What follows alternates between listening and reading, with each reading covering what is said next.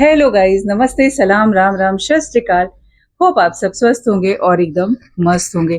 कुछ लोग कहते हैं कि रिश्ते टूट जाते हैं जब आप ज्यादा आध्यात्मिक हो जाते हैं। मतलब कि कुछ लोगों का मानना ये है कि आध्यात्म जो है रिश्तों को तोड़ देते हैं, रिश्तों को बिखेर देते हैं। परंतु वास्तविकता ऐसी नहीं। किसी भी रिश्ते में बने रहने के लिए उसका गहरा और उसके आधार का मजबूत होना बहुत ही ज्यादा इम्पोर्टेंट है। और किसी भी आधार को मजबूत बनाने के लिए आध्यात्म ही एकमात्र साधन है, जिससे कि आप किसी भी चीज को गहरा और मजबूत बना सकते हैं। खास करके बात आती है जब रिश्तों की, तो जब आप आध्यात्म में जाएंगे तो आपको पता चलेगा कि आपको क्यों चाहिए, कितना चाहिए, किसके लिए चाहिए, कब चाहिए। तो ये सबको जानने के लिए आपको गहराई में उतरना पड़ेगा, और जब आप गहराई में उतरेंगे तो खुद समझ जाएंगे कि आपको वास्तविक में क्या चाहिए। और मेरा मानना यह है कि किसी के साथ रहना रिश्ता नहीं है, वास्तविकता बिल्कुल अलग है। जो रिश्तों की वास्तविकता होती है ना, वो बिल्कुल अलग होती है। रिश्ता सुंदरता देखकर नहीं होता है, रिश्ता किसी की कद काठी देखकर नहीं होता है, रिश्ता किसी का रूप सौंदर्य देखकर नहीं होता है। रिश्ते के लिए सबसे इम्पोर्टेंट जो चीज है वो है आपका मन। आप दोनों का मन कितना शुद्ध है, एक दूसरे के प्रति कितना समर्पण है, कितनी वास्तविकता है, तो आपका रिश्ता किसी के साथ भी चलता है। अब वो चाहे रिश्ते आप अपने पड़ोसी के साथ रिश्ता कह ले, अपने फ्रेंड्स के साथ रिश्ता कह ले, या अपने स्पाउस के साथ रिश्ता कह ले, रिश्ता किसी के साथ भी हो, कैसे निभेगा, कैसे चलेगा, इसके लिए बहुत इंपॉर्टेंट है उसका गहरा, उसमें एक विश्वास होना। वो आपके अंदर आध्यात्म से ही आता है। तो कभी भी आध्यात्म आपको रिश्तों से जुदा नहीं करता, रिश्ते आपके तोड़ते नहीं है, उससे रिश्ते और प्रखर और मजबूत होते हैं। तो हमेशा ये ध्यान रखिएगा कि रिश्ते जो है आध्यात्म से मजबूत होते हैं। गीता में कोई भी ऐसा ज्ञान नहीं दिया गया है जहां पर आपको रिश्तों के ऊपर कोई शक हो, कोई शंका हो, या उस ज्ञान पे आप शंका करें। मेरी आप सभी से रिक्वेस्ट है कि एक बार गीता को आप अच्छे से पढ़िए, पेंसिल और पेपर के साथ।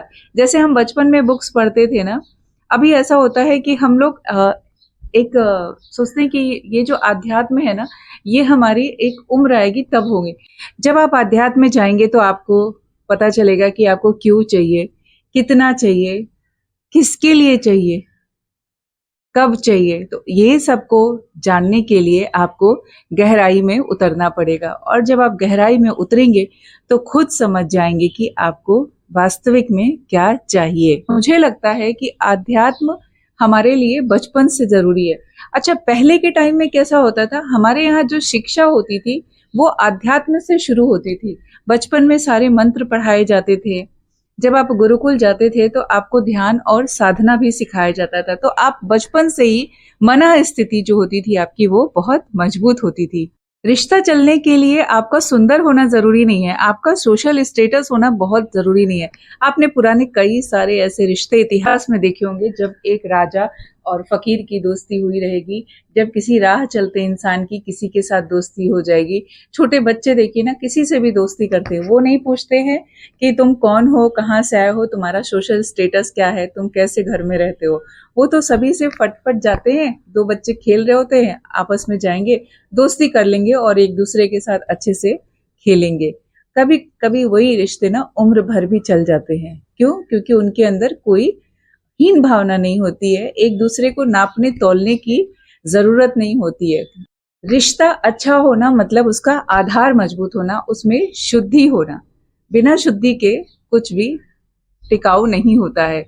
कोई चीज अगर मार्केट से भी लाएंगे ना, तो उसमें भी कुछ मिक्सिंग होगी तो उसकी जल्दी वो खराब हो जाता है। तो वैसे ही हमारे रिश्ते हैं, और आजकल रिश्ते वैसे ही हो गए जैसे बाजार में बिकते हैं, लेकिन ये सच्चाई नहीं है। कुछ कुछ रिश्ते सालों साल चलते। क्यों चलते? क्योंकि वहां एक दूसरे को समझने के लिए हमेशा से तत्पर रहते हैं। अगर आप हमारे पास हैं या हम आपके पास हैं, तो हमारी कमियां, हमारे उतार चढ़ाव जब हम एक दूसरे से शेयर करते हैं ना, तो हमें विश्वास होता है कि हम अगर आपसे कोई बात कह रहे हैं तो ये आपके पास से दूसरे के पास, तीसरे के पास नहीं जाने वाली, ये आप तक ही रहेगी। और आप अगर मुझे कुछ सजेशन देंगे, या कभी ऐसी स्थिति आपकी है मैं कुछ सजेशन दूंगी, तो उस पर आप एक बार तो विचार करेंगे ही करेंगे। तो रिश्ते ऐसे होते हैं, रिश्ते नाप तोल के नहीं चलते। और मुझे सिर्फ ये कहना है कि आध्यात्म रिश्तों को तोड़ता नहीं है। और कई बार होता है कि हम कुछ चीजें ना शॉर्ट में नहीं समझा पाते हैं। आप देखिए कई रिश्तों में ऐसा होता भी है कि गलतफहमियां बहुत हो जाती हैं, सिचुएशन कुछ और थी और किसी ने कुछ और समझ लिया, और पता है वहां पे रिश्ते बिखर कब जाते हैं, जब अगला बिल्कुल सुनने को तैयार नहीं होता है।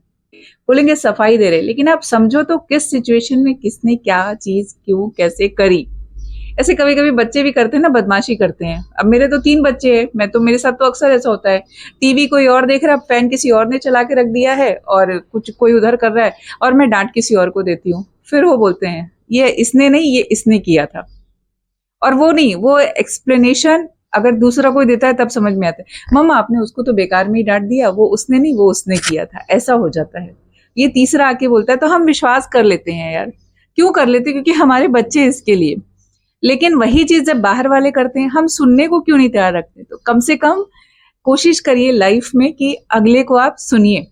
और एक चीज और होती है, अगर रिश्ते बिखरने होते तो हम लाख कोशिश कर ले, वो जुड़ेंगे नहीं, वो अपने आप ही बिखर जाएंगे, वो टूट जाएंगे।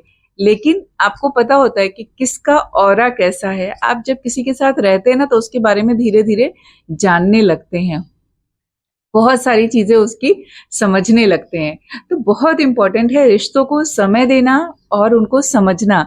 उनके बीच हमेशा मन मुटाव नहीं बोल सकते, ऐसा बोल सकते कि उनसे हमेशा बात करते रहें, उनको जाने, उनको समझे, अपनी बातें शेयर करते हैं। तो जब हम अपनी बातें शेयर करते हैं ना तो हमें पता होता है यार कि हम इससे बात शेयर कर रहे हैं ना क्योंकि हमारा मन कह रहा है कि हाँ इसके साथ हमें समय बिताना चाहिए।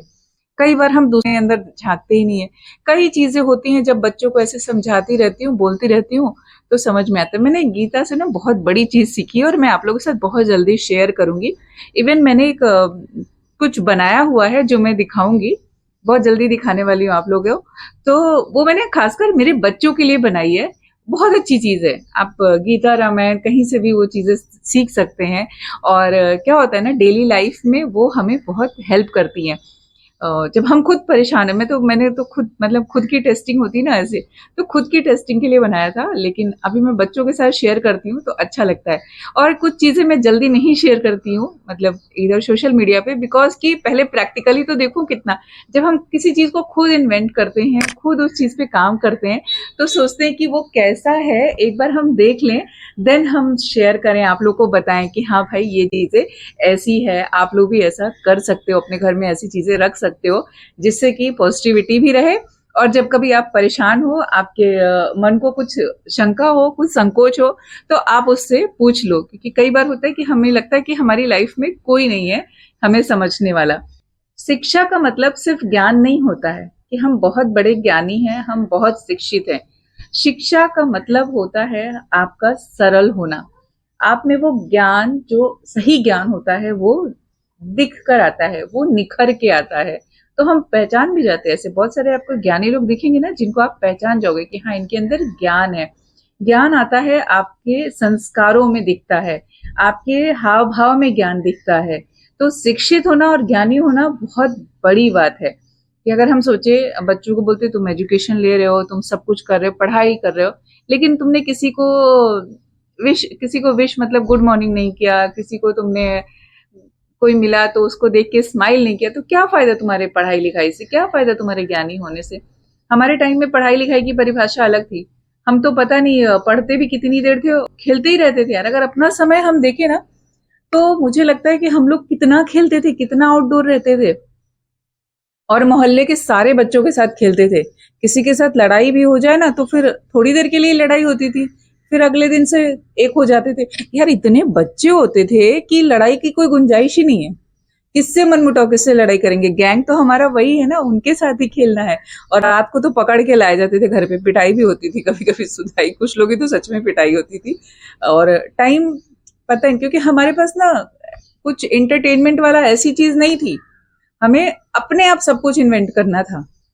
अगर हम कुछ कर रहे हैं, कुछ नाटक वाटक भी कर बना रहे हैं ना, स्कूल का गैंग अलग होता था और हमारा मोहल्ले वाला गैंग अलग होता था, जिनके साथ हम लोग खेलते थे, टाइम स्पेंड करते थे, कुछ कुछ एक्टिविटी करते थे, जो भी करते थे। तो हम लोग को ऐसा ये नहीं कि टीवी देखना है, भाई पढ़ाई वढ़ाई हो गई, पढ़ वढ़ लिया, अब शांति से जो घर के थोड़े बहुत काम है अगर करने हैं तो किया, नहीं किया तो आगे नेक्स्ट क्या।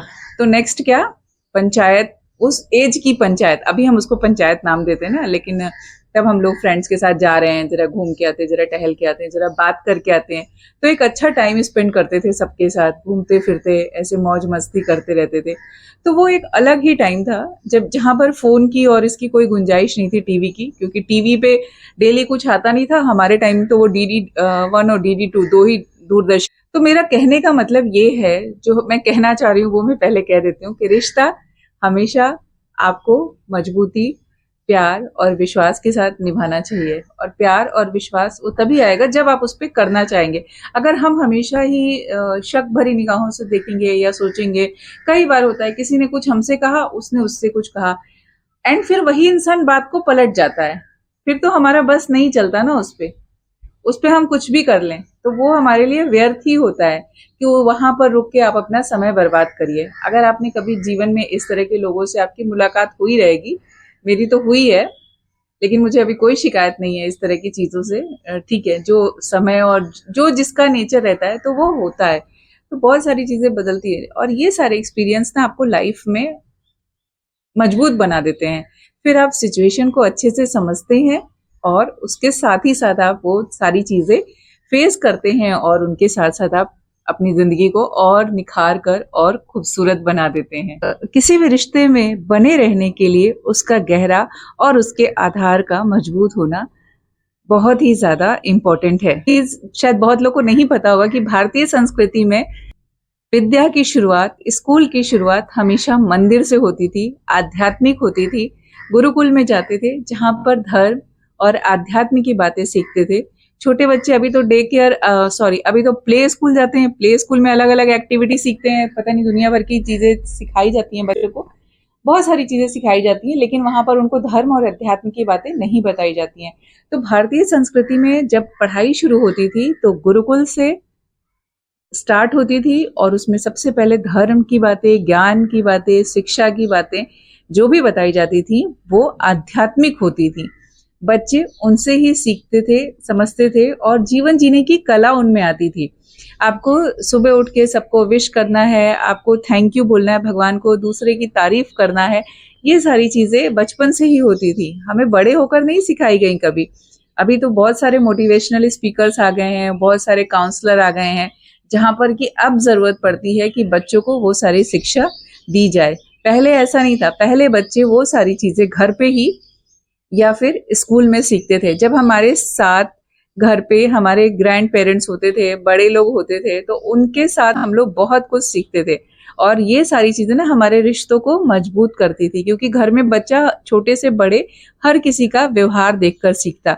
अब बोलेंगे बच्चा देखकर सीखता है, तो बच्चा देखकर क्या सीखता है, जो हम एक्टिविटी करते रहते हैं। तो अभी इजी हो गया है बच्चे को दिखाकर सिखाना। अब दिखाकर हम क्या सिखाते हैं, जब बच्चा छोटा होता है तो उसको कार्टून पकड़ा देते हैं मोबाइल में, बच्चा ये देखो, ये देख के सीखो। पता है बचपन से कहते आए हैं लोग कि बच्चे देखकर सीखते हैं, लेकिन क्या देखकर सीखते हैं, हमको देखकर सीखते हैं कि हम क्या कर रहे हैं। तो हम तो जो कर रहे हैं वो बच्चों को दिखाई नहीं रहे, क्योंकि हमारी दुनिया अलग हो गई है और हमारे बच्चों की दुनिया अलग हो गई है। कहीं ना कहीं हम भी इतने बिजी हो गए हैं कि वो जो छोटे बच्चे हैं उनको सिखाना, हमको लगता है कि अभी इनको क्या सिखाएंगे, ये तो छोटे, ये क्या सीखेंगे, इनकी सीखने की उम्र अभी नहीं है, ये थोड़े टाइम बाद सीखेंगे। तो उनको हम फोन पकड़ा देते हैं, और वो फोन में वो कार्टून देखने लगते हैं, और फिर वो वही उनको प्यारा हो जाता है, और वो इतना प्यारा हो जाता है ना कि अगर हमने ले लिया तो वो हमारी पिटाई कर दे बच्चे। देखा होगा छोटे बच्चों को कि अगर उनके हाथ से फोन उन ले लेते ना, आप टैब लैपटॉप कुछ बंद कर देंगे तो वो एग्रेसिव हो जाते हैं, वो आपको गुस्सा दिखाने लगते हैं, उनका टॉन्ट्रम चालू हो जाता है। क्यों होता है? हमने क्या सिखाना था और हम क्या सिखा रहे हैं। तो अभी भी समय रहते सीख जाइए, और जो नई पीढ़ी है वो सीख कर आएगी। अभी हमारा बीच का सब बिगड़ गया है, नेक्स्ट जो जनरेशन आएगी ना हमारी बाद वाली, अभी हमारे बच्चे कितना करेंगे पता नहीं, बट ये जो बीच में जनरेशन चल रही ना, ये जिसमें बहुत सारे आपको डिवोर्स केसेस दिख रहे हैं, बहुत कुछ दिख रहा है, तो ये सब चीजें आगे जाके ना कुछ चेंज होने वाली है, और उसका कुछ और होने वाला है। तो वो बच्चे थोड़े सुधरे हुए आएंगे, तो वो अपने बच्चों को समझाएंगे, सिखाएंगे, और शायद आगे और सुधर जाएंगी, और बहुत अच्छा समय आएगा जहां पर हमें बहुत सारी अच्छी चीजें देखने को मिलेंगी। पता नहीं हम तब तक रहेंगे कि नहीं, लेकिन जैसे कोशिश मैं करती हूँ कि मेरे बच्चे अच्छा करें। अब वो अलग बात है कि उनकी लाइफ में क्या चीजें कैसी आएंगी, लेकिन उनका अगर बोलते हैं वो मन से मजबूत रहेंगे, स्ट्रांग रहेंगे, उनको चीजें समझ में आती होंगी, तो वो सोच समझ के उस पे निर्णय लेंगे। अब दो लोगों के रिश्ते की बात अगर हम करें, शादी के रिश्ते की बात करें, वो सिचुएशन अलग होती है कि वो दो लोग का रिश्ता कैसे चलना है, वो दो लोग आपस में कैसे रहते हैं। अब जैसे बच्चों के अंदर पेशेंस नहीं, बच्चे जवाब दे देते, बच्चे बंद के नहीं रहना चाहते, तो हमारे टाइम में जब शादी होती थी, जो हमारा रिश्ता है उसको निभाना है। ऐसा नहीं कि उस टाइम भी सब हाउसवाइफ ही होती थी या सब वर्किंग ही होते थे, मिक्स होते थे। हाँ, जो हाउसवाइफ होती थी उनकी परसेंटेज ज्यादा थी, वर्किंग की कम थी। वो भी फैमिली फैमिली पे डिपेंड करती। बाकी बहुत सारे ऐसे लोग आपको मिलेंगे जिनके रिश्ते बहुत अच्छे, जिन्होंने 50 साल पहले के तो सभी लोगों ने रिश्ते निभाए ना, उनको तो कोई शिकायत भी नहीं होती थी। इवन दो दो शादी करके भी साथ में रहती थी वो लोग। पति ने अगर दूसरी शादी भी कर ली, क्योंकि उनको निभाना है, उनके पास कोई ऑप्शन नहीं होता था। आजकल ठीक है, हम पढ़ लिख रहे हैं, हमारे पास ऑप्शन है, और कहीं ना कहीं ये भी होता है कि जिन रिश्तों में आपको टॉर्चर हो या जो रिश्ते आपको मेंटली डिस्टर्ब करें, अगर आप सक्षम हो तो वहां से अलग हो जाओ। इफेक्ट हमारे समाज पे पड़ा है कि अभी देखा जाता है कि अब तो फैशन ही हो गया है, मतलब समय नहीं देना है, सोचना नहीं है। और दूसरी चीज कि उसमें सबसे ज्यादा जो प्रॉब्लम होती है ना, वो बच्चे फेस करते हैं। कल मैंने एक केस देखा, अ, बहुत ही मतलब मन इतना दुखी हो जाता है कुछ चीजों को देखकर। लेकिन हम किसी की फैमिली में, और बोलते ना, पहले के रिश्तों को झुकने के लिए सिखाया जाता था, एक दूसरे को मान सम्मान देने के लिए सिखाया जाता था। कभी ये नहीं बोला गया, पानी सर के ऊपर जाता तो हर कोई बोलता है, ऐसा नहीं कि नहीं बोलता है। लेकिन पहले के रिश्ते ना बड़े अलग होते थे। उनको सम्मान देना, झुकना, एक दूसरे की रिस्पेक्ट करना, समझना, रिश्ते की गहराई, बातों की गहराई, कौन क्यों क्या कह रहा है, उसकी सिचुएशन कैसी है, उन सब पे लोग फोकस करते थे। परंतु आज के समय में सब कुछ बदल गया है। क्यों बदल गया है, इसके पीछे बहुत सारे कारण हैं। हर किसी की अपनी अलग अलग राय होगी। आपकी क्या राय है वो जरूर बताइएगा। सिर्फ इतना था कि जिंदगी आपकी है, आपको अच्छे से जीना है, आपको उसमें क्या चाहिए वो आपको सोचना है। ऊंच नीच सब कुछ चलता रहता है। हमारी लाइफ में बहुत सारे फेज ऐसे आते हैं जब हमको लगता है कि सब कुछ खत्म हो गया, लेकिन वापस से फिर से कुछ नया हो जाता है और सब कुछ अच्छा अच्छा होने लगता है। तो कोशिश करिए, जिंदगी में जो समय मिला है वो अपनों के साथ अच्छे से बिताइए, लाइफ को एंजॉय करिए। बहुत छोटी सी जिंदगी है और हमें उसको अच्छा और खूबसूरत बनाना है। और दूसरी चीज, रिश्ते मजबूत बनाने के लिए आध्यात्मिक होना जरूरी है। आपका आध्यात्म के साथ जुड़ना इम्पोर्टेंट है। क्यों? क्योंकि आपकी चेतना का विकास होता है, और सही समय पर आध्यात्म से जुड़ना आपके जीवन में बहुत सारी चीजें, बहुत पॉजिटिविटी, बहुत सारी सफलता लेकर आता है। हम सोचते हैं हमारा ये काम नहीं बन रहा है, लेकिन कहीं ना कहीं वो काम बन जाता है। कैसे बनता है? जब आप आध्यात्म से जुड़ेंगे तो आपको इसका जवाब अपने आप। आपको क्या लगता है, ये क्या होना चाहिए, रिश्ते कैसे होने चाहिए, और आध्यात्म कितना जरूरी है हमारे जीवन में? आध्यात्म के साथ साथ आध्यात्म और आध्यात्मिक शिक्षा सब कुछ कितना जरूरी है हमारे जीवन में। तो मिलती हूँ फिर कल किसी और नए टॉपिक के